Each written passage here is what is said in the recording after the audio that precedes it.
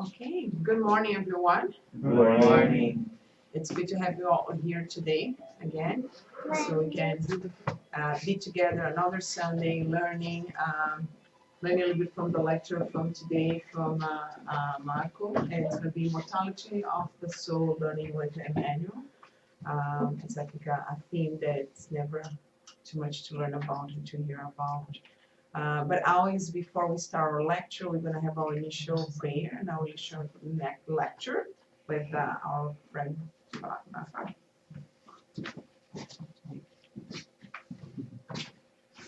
Good morning. Good morning. I'm gonna read a small passage from the book Happy Life, from Develop a Bit of Friend by Jonathan Daniels.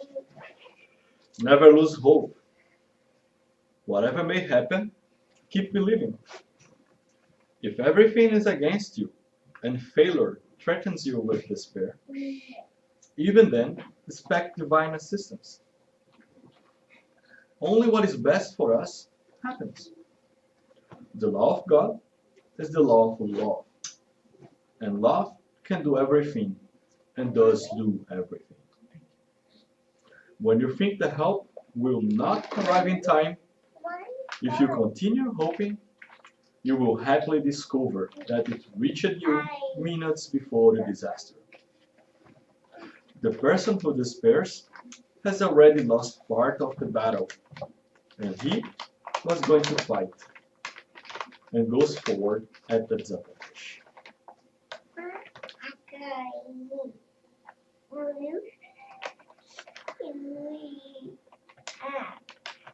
Dear God, our Master Jesus, our Spirit's friends are here with us today. May you bless us this morning. Bless our friend Marco, who will deliver us this lecture about the immortality of our soul. May us understand that whatever is happening to us now, whatever difficulties, it will be passing, it will pass soon. And if we keep our faith, like the message we read today, we will know that it will help us immensely.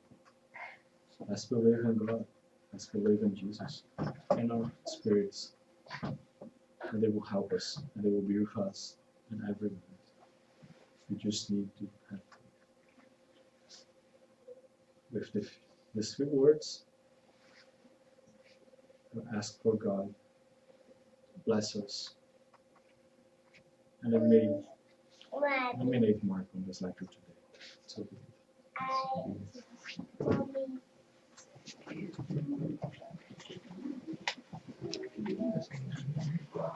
Good morning, everyone.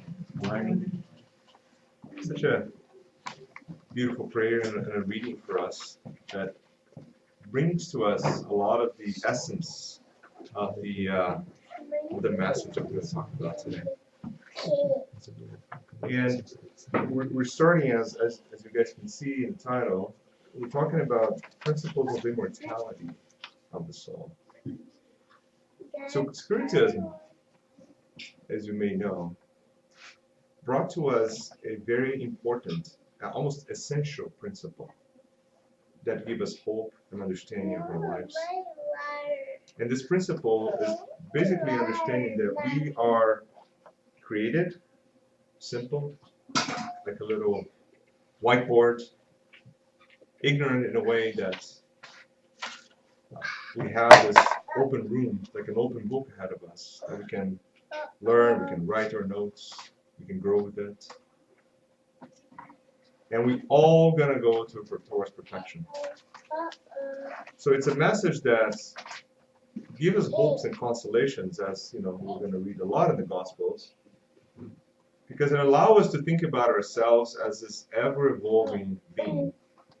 It's not gonna disappear. It's not gonna go into eternal suffering or eternal this and that. It's a dynamic process where we are the drivers. Right? We are always sitting in the driver's seat. And today we're going to bring the experiences of Emmanuel to understand or to highlight some of those characteristics or some principles. And the way we're going to do it, we're going to look back at about 8 or 9 different incarnations of Emmanuel. And I know we're doing something here that Allan Kardec warned us, not only in the Medium's book and also in the Spirit's book, that we shouldn't really be trying to think a lot about what happened in the past to try to reconstruct what's happening now. Because it doesn't matter what happened in the past. If we're all doing the right thing now, it will lead us to a brighter future. Right? So the more energy we spend trying to figure out what happened before so we can understand what's happening now is the energy that you're wasting to transform yourself now and move forward. Right? So in Spiritism, particularly when you start studying Spiritism, at least that was my experience big time, is always like trying to, why is this happening? Then you go back and say, oh, this might have happened or that might have happened. And then you spend like your entire existence trying to figure out what you've done. And the answer is very simple. We all probably done something wrong. We don't have to think too hard about that, right? But it doesn't matter because now we have a brand new opportunity and we should move forward. But with that in mind, we're going to talk about different incarnations of Emmanuel, not in a way of trying to puzzle together why this or that happening, but differently. We're going to look at the transformation of this spirit over a relatively short period of time in history. And I'm only keeping here the incarnations where we have where the information is given to us by himself. So we're not really creating an investigative pathway here. We're really looking at the information that he's allowing us to know because obviously it's important for us to know, right? So that is the little comment about what we're going to do today. Yeah. So for all those theoretical incarnations of Emmanuel that we don't have absolutely evidence somewhere, I'm not considering those, right? But again, if you go online and try to say, oh, incarnations of this spirit, you're going to find people spending the entire existences trying to figure out who incarnated where and how. And again, that's not really a perfect exercise of our time, okay? May not help us that much. So let's see what we're going to have in the Spirit's book, question 83, that talks about immortality, right? So I had to copy the entire question here because I think it's an incredible exercise for us now. Just put our mindsets towards understanding immortality, okay? So the question 83 is Spirit's book, do spirits have an end, right? So we can understand that the principle from which they emanate is eternal, right? So the principle is eternal. But what we're asking is whether or not their own individuality will come to an end, or whether or not, like material bodies, like our physical bodies, right, at some given time in near distant future, the element from which they have been formed, or the spiritual element, right, will disintegrate and return to somewhere, right? So that's the original idea, and still a lot of people have this idea that we're individual spirits, but when our existence ends, let's put it that way, we kind of return back to this pot of spiritual essence. And then God somehow picks a little bit of that pot and gives to another spirit, and that's how we kind of disappear and reappear our individualities, right? So that's what Kardec is getting to. It is difficult to understand how something that had a beginning would not have an end, right? And that's a typical question that we have in science, right? So as you can see, the scientific mindset of Kardec. Okay, so here were the spirits going to answer. So there are many things that you do not understand because your intelligence is limited, but it is no reason to reject them. Huh. So just like Jesus did many times, right? He's telling us, there are a lot of things I can tell you, and I can probably tell you through a story, right? Because it's easier for you to understand. But it's really, I can't even try to explain the complexity of the whole story. Okay? It doesn't mean they're wrong, it's just that I can't really explain to you. So a child does not understand everything that its parents understand. Believe me, I know that. Right? We all know that very well. So if you believe that we are the kids in this story, then it's very easy to understand why we actually don't understand a lot of things, even if they're right in front of our eyes. Right? Nor does an uneducated person understand all that a scholar understands, particularly when a scholar try to use words that they only understand themselves. Like there's no lay summary of anything, right? So, particularly in those cases.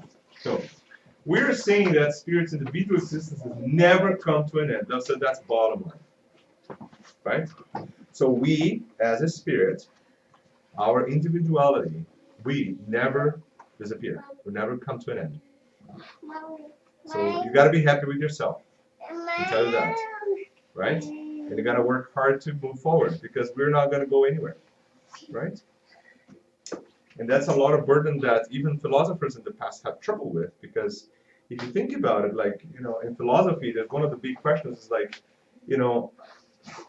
for example, you can think about the fact that if we are always ourselves, like, the consequences of my own actions will pursue us for the rest of existence, right? So, in other words, we are the judges of our conscience, and the consciences are at the same time what makes us move forward as an individual, right?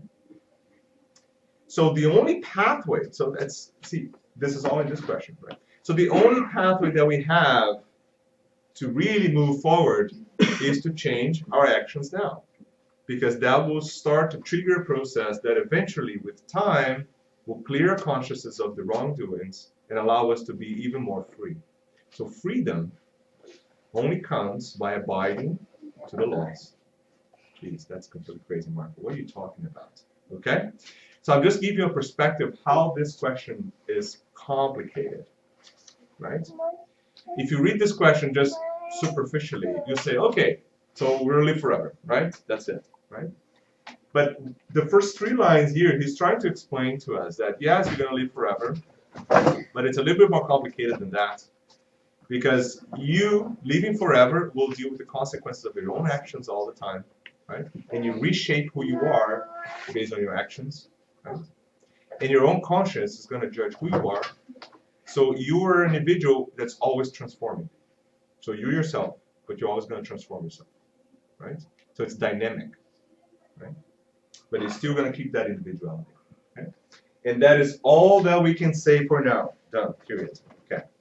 Does that mean that, that's it? We should know anything more than this? No, that's not what you're saying. But for now, that's what we should digest. Because believe me, it's going to take another 500 years for us to look back on this and say, wow, I got this, right? Because Jesus told us about the law of love over 2,000 years ago, and we're still struggling with it, right? But the interesting fact that we're living in a society that's driven by the know, like I need to know this, right? But are we ready to take use of that knowledge? Because knowledge comes with responsibility. See the problem? So that's why the information comes in digestible pieces to us. And believe me, when we're mature enough, just like when a kid is mature enough, we're going to teach a kid a lot of things that are very complex, right? But I'm not going to try to teach my 6-year-old the complexities of, the existence of other planets and, how life in itself is complicated and the social aspects of our lives. They're not going to get it that much at this stage, right? But hopefully, when they mature, you'll be able to talk freely about all that. That's exactly what the spirits are doing to us, right? We'll get there, right? We're going to work very hard to get there, okay? So now let's talk about Emmanuel now. So we have a little perspective on individuality of existence, okay? So we're going to go through, so I picked 9 different incarnations of Emmanuel, and for each one of those, we're going to do a little bit of history and a little takeaway message, right? That will illustrate the importance of the immortality and how can we change ourselves with that entire process, okay? Remember that Emmanuel, we started hearing about Emmanuel when he presented himself to Chico. And with a clear message, say, are you ready for this? Yes. So I need this, discipline, discipline, discipline, not 3 times, probably like 1,000,000 times. He said that in the end. But importantly is that, we have a mission. So he was talking to Chico because, they've lived together a lot. It's obvious, right? These are 2 spirits that have been through a lot together. So he came to be now in the role of mentor of Chico, and he said, we got this job to do together. Are you ready for this? So if you're ready, let's do it. And then from that time on, Chico took on his role of establishing the knowledge through so many books, right? And so pretty much a lot of the information we have that we're talking about today particularly is all coming from the hands of Chico, Emmanuel, but so many other spirits that communicated through Chico Xavier. Right? But then over time, even Emmanuel himself would talk about aspects of his own existences before, and that's where we're going to pick up the story here a little bit. Okay, so let's start with the first known information that we have about Emmanuel that is credible, right? That we have some source to cite. Okay, so this one comes from the book from Camilo Rodrigues Chaves. The name of the book is Semiramis, the Queen of Assyria. That's a free translation for me. And it's interesting about Camilo. Camilo was the president of the União Espírita Mineira, very well-known spiritist, philanthropist, politician, lawyer. He was really fundamental in the development of spiritism in Minas Gerais in Brazil. And so much so that the president at the time actually went to his funeral because he was such a masterpiece, let's say, of the movement at the time in Minas. And he wrote this book, which is primarily looking at the story of Simas. Simas is the father of Semiramis, which is a queen at the time at the Egypt in the Tens, right? He was that was obviously a very long time ago, and we don't have a lot of information about it, but just to know that the kind of the storyline here starts during this time in Egypt, okay?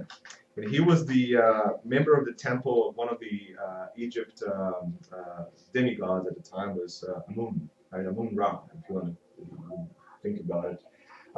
Unfortunately, we don't know much about the story of Emmanuel and that setup. That's as far as we know based on that book. But moving on, we're going to start to learn a lot more about it, right? So the next information we have is when he incarnated as Publius Lentulus Sura, right?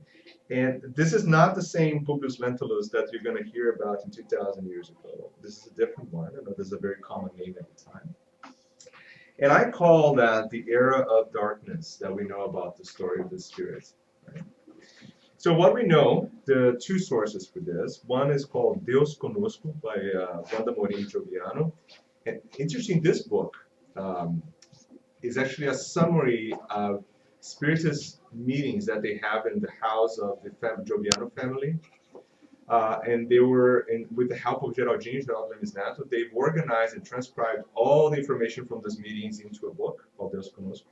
And there's a lot of information there that's not available in other books. So that's kind of interesting. The book's available online. You guys can get it on Amazon. And also, we hear about the same spirit in 2,000 years ago, which is the next book that we're going to talk about.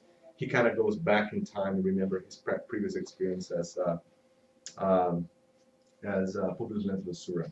So a little bit about the history of this spirit. So we're right now about 70 before Christ, right? That's the time we're looking at. And Publius was a consul and also in the Senate of Rome at the time. And he was certainly not like a bastion of morality and good deeds, right? So he had a lot of problems, right? So he was investigated several times for multiple wrongdoings, right? He was accused by the censors at the time of immorality, of doing the wrong things, and all sorts of accusations.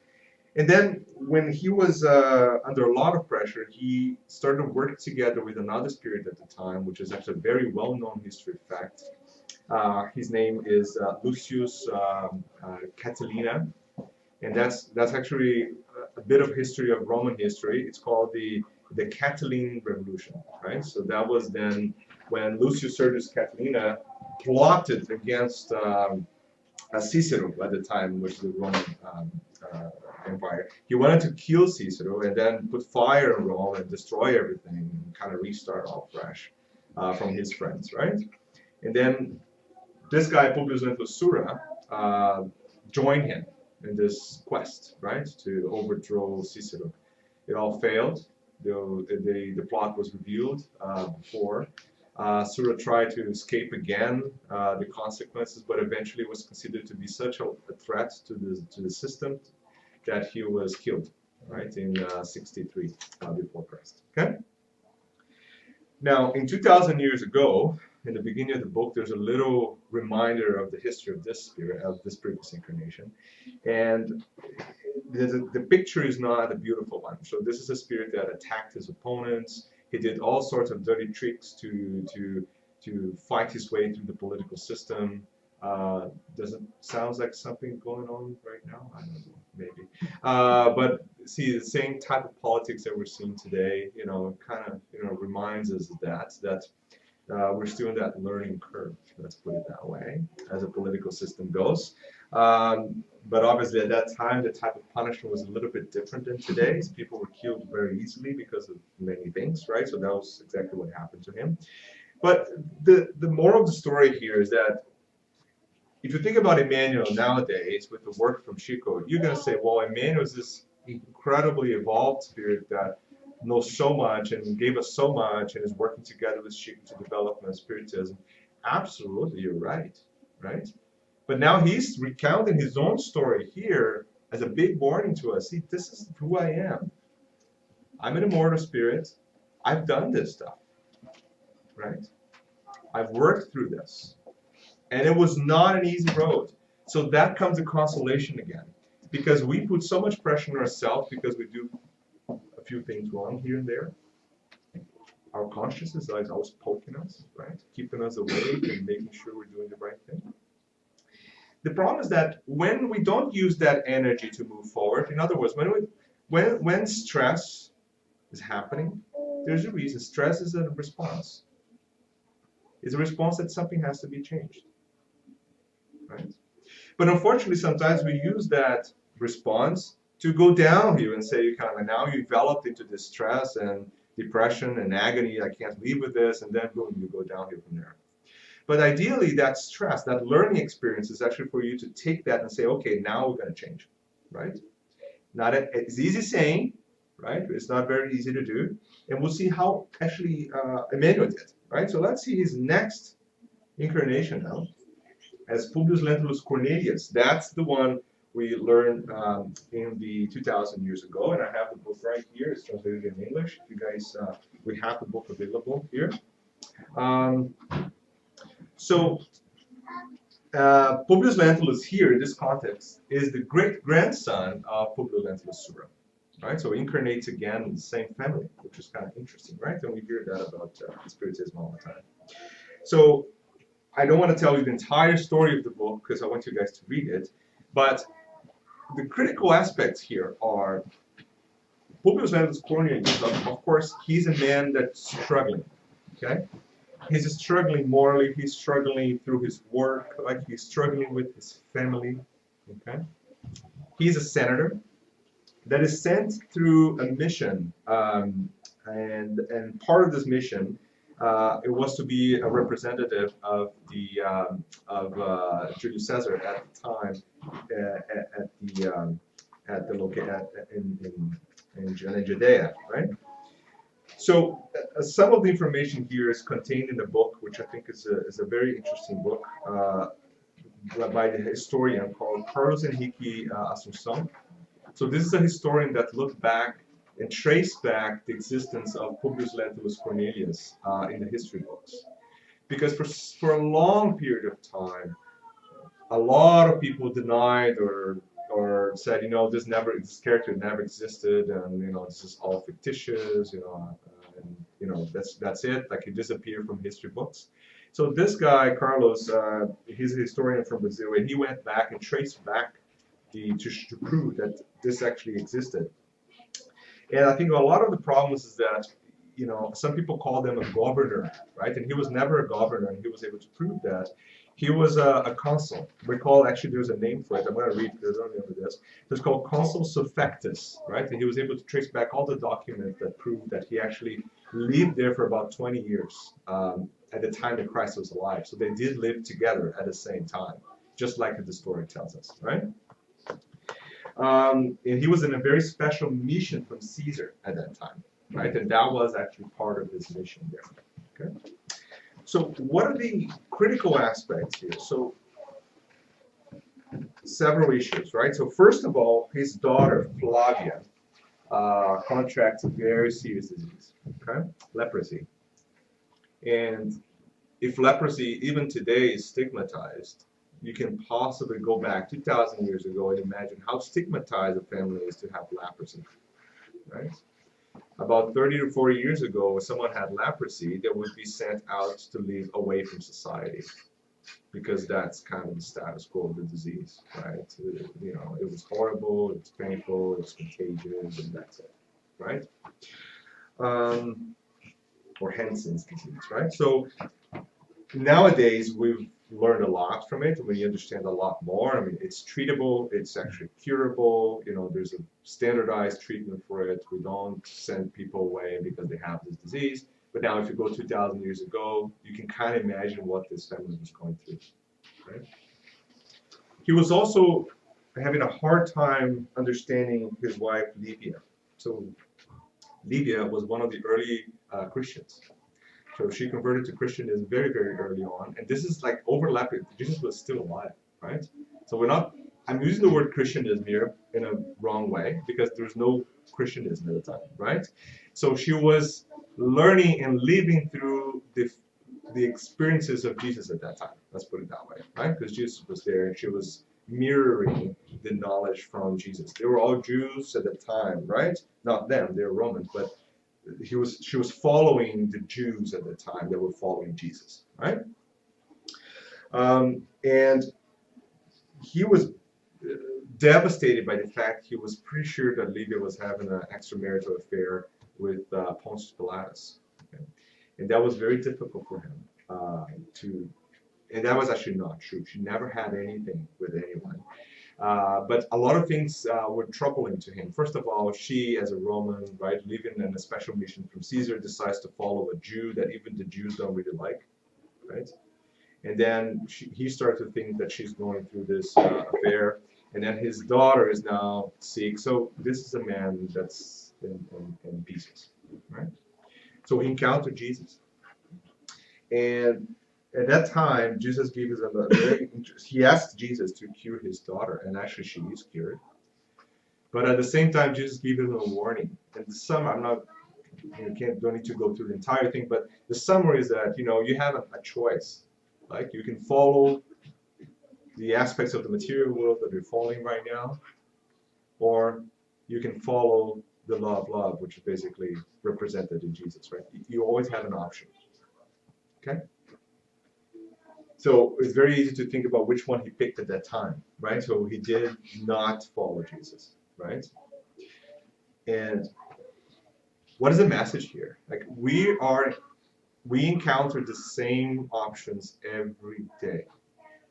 Like, every morning you wake up, you're gonna have options. All of us. These options sometimes don't look as crystal clear as it sounds like now. We're not talking about the history of Emmanuel. But he's giving us his own experience. He's actually talking about himself. I say, this is what happened. I made the wrong choice. And now he's going to tell us what happens. Right? So just to summarize again, Livia is now the very early Christians now. She's going to be killed, right, in the circus in Rome. Obviously very devastating, but there's a beautiful description of the spiritual aspects of her discarnation, which is absolutely beautiful. I would highly recommend you guys reading that. But now, Publius is looking at his wife Livia, and he cannot understand it. Why would someone, well, she chose the other option. Remember when Jesus gave him the option, right? She chose the other option, right? And why would someone go through that?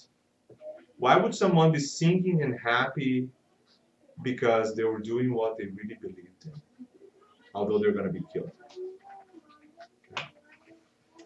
So that was the tiny little bit of change that you see in the spirit now. We're talking about a spirit that before was like killing people and plotting to put Rome on fire, right? Now it's a spirit that's going through a lot of challenges in his life. He's having options. He's still going towards the materialistic aspects of life, but now he has an example beside him that like, this changed my life. Again and again, I'm going to say this. Every single one of us will have experiences that will be transformational for us.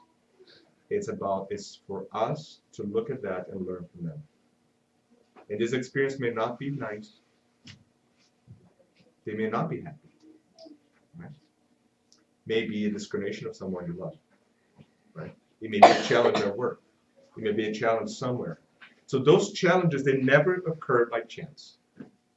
And that's exactly what Emmanuel is telling us.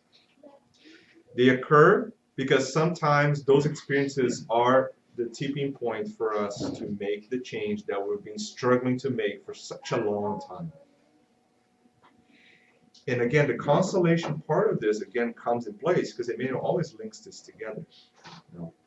In the book, when you read about the story of Levi, you understand. But bottom line is that even though when we look at our human eyes, like our physical eyes, we look at that and it's all suffering and destruction. From the spiritual perspective, that's a little light that started to glow. And it's very difficult for us to get that. Because I know I struggle with that now. I can't even imagine how I was struggling 2,000 years ago, because we probably lived around that time too. Right? I was probably the one just stabbing people around. Probably, right? I have no doubt about it. So my journey is like I was the other spectrum of what we're talking about here. Like Publius was already like we tend to criticize characters when we read about them. Like say, oh, why is this guy doing this? He's in front of Jesus, for Christ's sake, Right? Right, Marcia? Who never thought about this when reading the book? I did. It's like Jesus right there. And you're saying like Jesus, no, I don't care about you kind of thing. Oh, if I had that opportunity. We've had that opportunity like 5 million times. Right? And we're probably saying no still. So he's actually far ahead of us, although we criticize him sometimes. Right? So there you go. So Publius is now, so he discarnates in Mount Vesuvius in 79 after Christ. Blind, in pieces, struggling, but transformed. And then, at the very end of the book, he says something which I think is the most important part of the entire book. He said, now I understand what Jesus told me. Because one of the things Jesus told him was like, the entire empires that you see around you, they disappear in a second. Right? Everything that you see around you that you're so, immersed in and you love so much, the power, the armies, the senate, the importance, the influences, they're all going to go. All is going to be left behind are the moral aspects of your existence and what you've done or you have not done. And he was actually leaving exactly that. So everything he had in his life were just dissipated in a second when Mount Vesuvius went out. Right? Okay, so let's keep going. So now he comes back and tells us about the story of the slave Nestorius. Right? And this is in the book 50 years later. We have it in the back too. So now, Nestorius is a slave, a Jewish origin. He's from the Ephesus location, and he was enslaved by Romans very, very early on. But he was already Christian since early life. Now, what happened in the 50 years before? Let's put it that way. This is a man that was being transformed because he saw his own life being killed in the circus, right? The Roman circus, not the Alegria circus. Right? Now, 50 years later, he's already have the seed of Christianity in him. This is the same man that denied Jesus not too long ago. See how things occur? See, we have that chance too. And we don't need to, go through that to make that decision. But unfortunately, sometimes we decide to go through that, and that's a different story, right? So now he chose Christianity. So he came in as a spirit. He decided to go as a slave to, obviously to feel some consequences of actions he's done before, right? So he raised himself in the shores of the Aegean Sea, and he raised a family. He had a family, and so he had a daughter and a wife, and he actually went to some of the preachings of John the Evangelist, and that's described in the book too. So see how the connections come in the full circle, right? So now he's sitting and trying to learn with John the Evangelist. Okay. He also has a son called Cyril, which is also enslaved. So both of them are slaves. Okay? So the book goes through the entire story of the struggles that he had in his life and making the journey all the way across to Rome. And then in Rome, now Emmanuel, again, that just not too long ago was denying Jesus, is now preaching the catacombs. Right? He was the one relaying the words of Jesus, what he learned from John the Evangelist, through the people that were the early Christians. Okay? And you can probably guess what happens in the end. What happened to early Christians at that time? Killed. Exactly. But now, he's the one being killed, not his wife anymore. See, he understood, he took his, that, am I going to be killed because I believe in the law of love? That's all right. I understand that. And he does. And you have to read the story now to see who received him on the other side, which is the amazing part of the story. Okay? But I'll leave you with that. So let's go read that one. Okay? So now, what do I call that? The cause and effect. Right? In one incarnation, this spirit was able to change from someone who's like a denier, like a Caesar's guy, did not understand anything about, what this Jewish guy is saying, called Jesus, right? He now transforms into someone who not only preaches the word of Jesus, he acts by it, and he dies by it. Right? One incarnatory process. Okay. Now, you can probably guess how many times we're taken to do the same thing, right? And the reason why I'm right now talking to you guys is probably because I messed up 5 million times before. And I say, you know what, I'm going to go again and try to talk about Jesus. Maybe that's another chance I have, right? Because I'm probably the one that denied them 1 million times before, right? So I certainly did not do it in one incarnation. I don't know how many it's going to take, but gives us the consolation to understand who we are and how can we change and what are the consequences of our own actions. Because the good things will cause good changes too, right? And this is a great example of that. So let's see what happens next. So now he comes back as Basilio. So Basilio now is in the book Hail Christ, right here. We have it here by Emmanuel. And he's now a son of a Greek slave, but he's a free person. See the change? So he came back as a slave last time. Now he's a son of slaves, but he's like a free person. And this is year 233. Right? So it's interesting because we saw back-to-back incarnations from the Spirit, right? And he's from Cyprus. He was born and raised in Cyprus, and he married. His wife was Junia, and he had a daughter, and both of them died really early, right? And interesting also is that these two spirits have a long history with him too, but you can read in the book about it. Okay. So he later had a chance to, adopt someone, right? And this kid was left in a basket. And you can probably guess what's the name of that spirit? Livia. What a coincidence. Livia, as you might remember, was his wife that adopted early Christianism and died in 2,000 years ago, right? And now by coincidence, the baby that is adopted by him on a basket that was left over is Livia, right? And he will spend his entire life trying to raise this spirit. Okay, and of course, what happened to early Christians in the year 233? This is before 300s, when the real change in Christianism happened. But again, he's killed one more time because of Christianism. Right?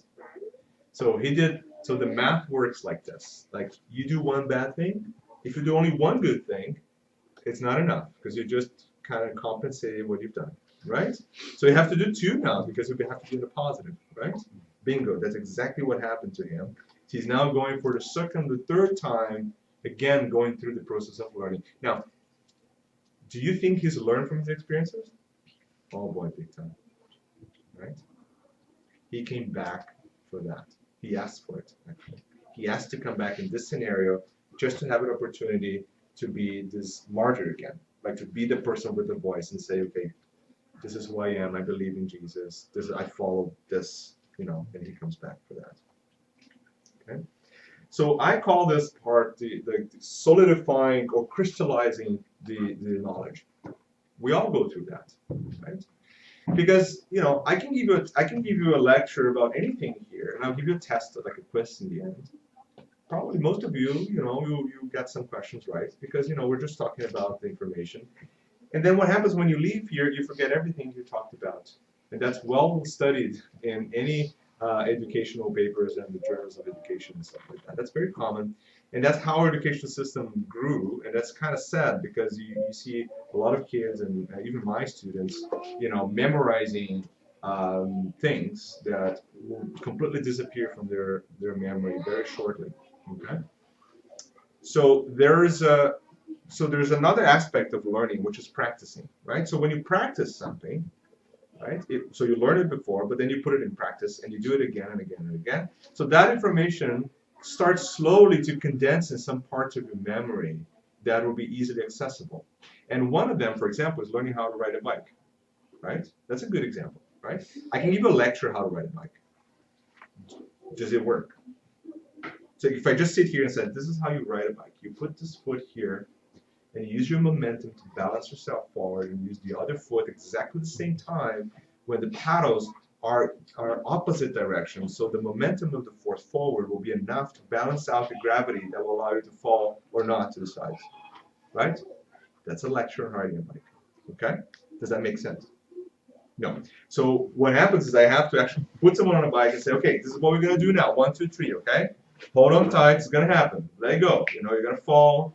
You're going to go up again. You're going to fall again. And then eventually you get it, right? And then if you be 20 years without ever using a bike, if you put yourself in that scenario, you'll ride a bike. You may fall one more time, but you're going to ride a bike. Okay? So what Emmanuel is teaching us is how to ride a bike, right? But riding a bike in a moral, spiritual perspective. Okay? So this is the same to us, right? So I came in, I had no clue of things, I denied everything, I did everything wrong, messed up. Someone told me, said, you got to do this. Jesus told him, right in front of him, right? He said, oh, okay, What happened? He'd fall off the bike, okay? So he said, okay, now I'm going to come back. I want to learn how to ride a bike. So he puts it in the bike, as a slave. He goes there. He's killed because of it. But he said, you know what? I solidified that information. Now he's coming back as Basilio. He grabs a bike and go for it, right? He knows exactly what to do. If you read the book, you understand what I'm saying. Like, there's no one teaching him, like, oh, you got to do this, you got to do that. He's the driver now of that information, right? And that's exactly how we do it, spiritually and morally too. Okay? All right, so let's see the next one that we have here. So, Saint Remigius, the Bishop of Reims. So he was born in 439. So now this is 233. Now we jump to about 200 years, right, in time. And very noble, religious family. He was a very well. Though now there's a lot of history now here because from this time on, written history is very well depicted in many other places. So you can actually read a line. You can do Wikipedia about Saint Remigius. There's a lot of information. Okay. So he's an excellent speaker. Interesting. He was the one that Christianized the kingdom of the Franks in history. So that's a very important time in history because by being the first one to Christianize, let's put the king of the Franks, that was then Christianity really picked up in history big time, right? In large swaths of the kings of the Franks at that time. He was also considered an apostle of the pagans because, and the Galilees too, because he was really into helping and teaching and helping everyone, right? He was not targeting, so he's not elitist in a way. He's not like, okay, I'm going to be friends with the kings because that'll be great for church kind of thing. No, he was the one that went and talked to people, went to the places, and he would teach anyone at any time, right? Now, these are informations that, you see, they came because his two previous experiences. Remember, he was actually preaching in Rome, right, to the people who were hiding away as early Christians, right? So you can see how that solidifies in that spirit. Okay, he is very well known for his purity of mind, like his clear teachings, his love of God. So everything now is coming together, right? And he discarnates in about 535, right, at the age of 96. So yeah, that's a little bit rare for someone to live to 96 at that age, at that time, right? But that's what happened. Okay, and then moving forward, he comes back as Father Manuel da Nóbrega, right? And that's we now getting close to Brazil. See, that's the connection. We're pulling back to Brazil now. So born in Portugal in 1517. He's and there's some of this information comes from Chico Xavier and the Pinga Fogo, the program, and then there's some we will talk about it. Freitas Nobre is another guy that showed the Pinga Fogo afterwards and talked about the relationship of another Nobre and Emmanuel. So there's a little bit of information there we can count on for this. Okay. So he moved to Brazil in 1549, so very early on, right? And he did two little things that are almost not noticed in Brazilian history, but they're so important. So he moved to São Paulo and actually founded St. Paul College that actually turned to be the city of São Paulo, right? I think that's quite important. And then in 1565, he moved to another place in Brazil and started with Estácio de Sá at the time, he started what becomes the city of Rio de Janeiro. So this is the guy that pretty much participated in the foundation of two of the largest cities in Brazil, right? Not only that, he was again well known for spreading the laws of love, the love to God, and all that. Now, of course, there's a lot of history here. I don't have time, obviously, to go through the entire history of Manuel da Nóbrega, but that's important because now we're looking at the same spirit now going through the cycles and now dedicating himself to deliver the word of Jesus, right, in many different ways, and now in a completely new continent. And if you look at another book, Brasil, Pátria do Evangelho, Coração do Mundo, Pátria do Evangelho, you'll see that there's the entire connection by Ismael bringing all this together to Brazil, right, to spread the word of Jesus in this particular place in the world, in our planet. And that's how the connection of Emmanuel coming in starts to make sense, right? Because Chico also comes in, right? And then the work is going to be done at that particular time. There's a whole planning for that, okay? And moving forward, then he comes back at Father Damiano, right? And that's now 1613 in Spain. He was at the Church of St. Vincent at the time. And he had some interesting ideas, Father Damiano. He was against the fanaticism of Catholic Church. Any ideas why? Right? Look at his history as a spirit. This is the early Christian that denied Jesus, right? And now he's here going against things that are going against the law of love. Like if there's anything detracting from the purity of the law of love of Jesus, then he was against it. That's why he was combating fanaticism and other ritualism, like rituals and stuff and dogmas that were starting to flood into Catholic Church at the time. Because see, the church was transforming too, right? The early Christianity and the church we have today are completely different institutions, right? And obviously there's a whole history behind this that I don't have time to go through, but he was the one that was trying to pull back into the basics of things, okay? And he believed in the plurality of existences. There you go. He is actually believing in reincarnation. So that is where now we start to see this move towards what we understand Emmanuel in Spiritism, right? So so he embraced a lot of the Spiritist ideas in the early 19th that we see in the early 1900s. He was already embracing some of those at that time, right, in the 1600s. Okay? So obviously he had a lot of backlash because of that from the church. But just to show you again, another step in his transformation. That's the one we're doing now. Okay, so he was doing the 1600s in a lot more difficult environment, right? An environment that you said that out loud, you're going to be burned alive, right? That's a little bit of a difference from us today, that we can at least be here and don't be too much worried about someone burning us alive because of that. Okay, there's just a little perspective. And let's go to the last one now. That's Father Amaro. Now, this is the source for this is the book from Ércio Marcos Sintra Arantes, based on a message psychographed by Chico in 1934, where Emmanuel himself talks about his existence as Amaro. Okay, and Emmanuel in this particular message talks about his own discarnation, how he went back to the spiritual world and back again as Father Amaro. So he had a chance, Father Amaro now, of living and working together with Bezerra de Menezes, which is a very well-known figure too in Brazil in the history and in Spiritism, right?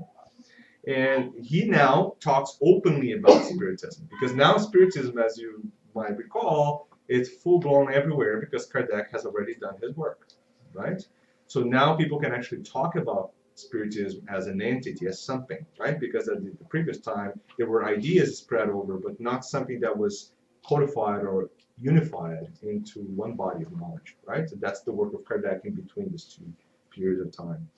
And he, according to this letter about from Chico Xavier, he asked for this incarnation because he needed this inner recollection. He wanted to be someone not important or nothing. He wanted to be a nothing. He wanted just to be someone that would study and help others quietly, read about Spiritism and work with poor people. You know, he didn't want to have like a name, like Publius, for example, had, which is a senator of the Roman Empire, right? Which is the highest class in the society at that time, right? So there's interesting because he used the silence to meditate. He used to spread very critical spiritist ideas at the time. For example, reincarnation. Right? He was it started 2 reincarnations ago, and now he actually openly talks about it. Right? And he was from Pará in Brazil. Right? He was born in a very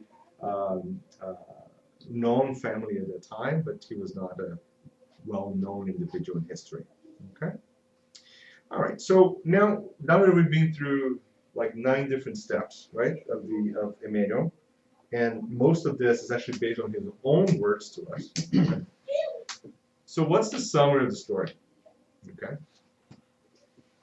As you can see here, I didn't really talk about any of his books specifically, right? I mean, I didn't want to talk about the story of the book that much. I wanted to talk about Emmanuel as a spirit, because I think this is a great example for us to understand the very first question that we had in the beginning when Kardec asked the spirits, like, do we have an end? Like, what happened to us, right? Emmanuel, through his work, he's actually answering that question through his own experiences. He's saying, no, obviously, that's the Spirit said. We don't have an end. Like, we're individuals. We grow. We evolve. We change. We learn, and we always have our ability to make choices. That's one thing that no one can take really from us. Free will, we have it. We can make that. We can make good use of it. We can make bad use of it. In the end, that's important because the consequences are always ours too. Right? But through his experiences, you can see how he's been through a lot of challenges and how the information that he was learning got incorporated into who he is as a spirit. And then from a certain time on, he didn't need someone to say, oh, you got to do this, you got to do that, right? Because the knowledge was inside him, right? And that's what Piaget told us. That's what, so many other people told us, like, you know what? We're going to get to a social state where humanity is able to control things, not because someone is telling them not to do, is because that all that information is now embodied in who we are, right? And you can think about it. Like, you know, if I give an option to someone let's say here, say, oh, you got an option to do this really, really bad thing, that unimaginable, horrible thing. Most people would automatically say no. I don't even tell you what's the consequence of that. You don't have to worry about it, right? Because we've been through that step already. We were able to go through that barrier, right? There are lots of other hurdles coming ahead of us, like you this hurdle race, and you have to jump through all these barriers. That's exactly where we are. So we've jumped through a few of them. That's great. Let's celebrate. Okay. The fact that we're here right now, it means that we've jumped to a bunch of those, right? Just like the many others that Emmanuel jumped through. But it gives us hope to understand that moving forward, doesn't matter what we've done. Okay. Let's take what we have, and let's finish this race of evolution, of more evolution. Okay. So that's what we learned from Emmanuel. Okay. Thank you, guys.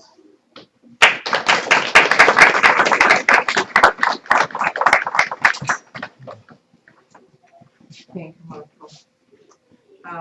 Do you have any questions? Anything from the internet to you? No. Actually, a question. Yes. Which book tells about the Bishop of Rennes? Oh, Bishop. Oh, okay. So this one. Let me think if I remember that. I don't know. I'll let you know. Yeah. Okay, thank you. It says some of those books I have read, but some of them I haven't even heard about. So it's actually very nice to hear about it. Some of those reincarnations I haven't heard. Yeah, there's a blog that actually has a very interesting story. The story of incarnations is it's Jardim Espírita. It's a Spiritist blog that actually has an article about this too. If you guys want to have a little summary of this, it's in there too. And I'll get the references. Yeah, it's really fantastic to see how the spirit of Emmanuel really went transforming, and especially when you read the books. And 2,000 years ago, really, we see that. That just like I said, that's where you really see that the major transformation in him from being completely no, I'm not gonna follow you, to the end saying yes, I'm gonna follow you. And I like when Jesus tells you can follow me now by law, you can follow me in 1,000 years. Option, yeah, yes. or you can follow me in 1,000 years by pain. And Emmanuel chose the pain, but it's fine. He's still transformed. He's still, he is today one of our biggest mentors that we have. So we have so much knowledge and have so much things that we can understand better thanks to the work that he did, especially through Chico Xavier. And that's important what you said, because also one thing that I've been noticing a lot in Spiritism in general is this almost like a sanctification, like like this creation of imageries of this saintly individuals that are part of Spiritism. That oh, this guy is so up there, that other guy is so up there. In reality, like he's deconstructing his own image to us, because he's telling us like don't do that, right? I'm just like you, exactly like you. I've done the same mistakes you've done. Right? I'm not a saint, but I've learned a lot. That's what he's saying. So he gives us hope in a way that it doesn't separate us from, let's say Chico Xavier is like, oh, but Chico, we always say this, oh, but Chico does it, oh, but it's Chico, right? Like, well, Chico is actually telling us exactly the same thing, like, we can do this, right? And I think that's what Emmanuel tells us. And Chico's actually is part of some of those books. Oh, well, absolutely. because they have relationship, right? And Chico's also making his mistakes back in there. Absolutely. Right? Yeah. And it's, I think to me, the most important thing that you brought to us today is really to say that it doesn't matter what you did in the past. It's really what matters from here on.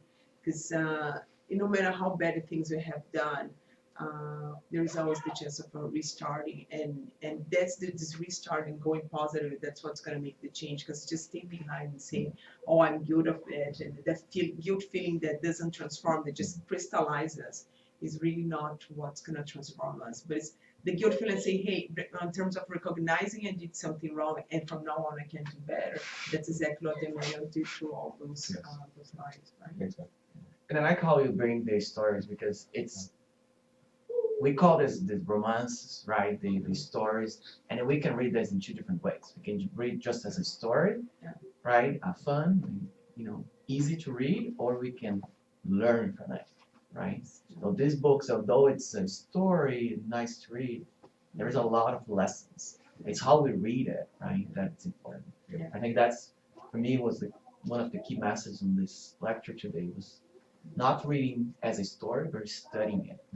Yeah, that's to me personally. I think those books, you have to have a base of Kardec's base to read them, because otherwise, like you said, they just become. It's actually almost like a soap opera. Most of those books. Someone does something wrong to someone and trying to do that, and I want to get this husband, and then I do this, and it's like literally, it looks like a soap opera, but. That's what's going to sound if you don't have Kardec's base, if you really don't have the solid base, and then study the book, otherwise it just becomes this, soap opera story. And That's then what you you do miss in the lesson. summer. Yeah, and then you miss the lesson, right? You miss the important lessons that are in there, which is the transformation, which is the moral values, because that's what Emmanuel tried to bring to us, and not like this fun story too. Any other questions or comments? Okay, so we're gonna get ready for the passes. I'm just gonna ask did you figure in the back just to come in? I think I'm gonna ask. Okay.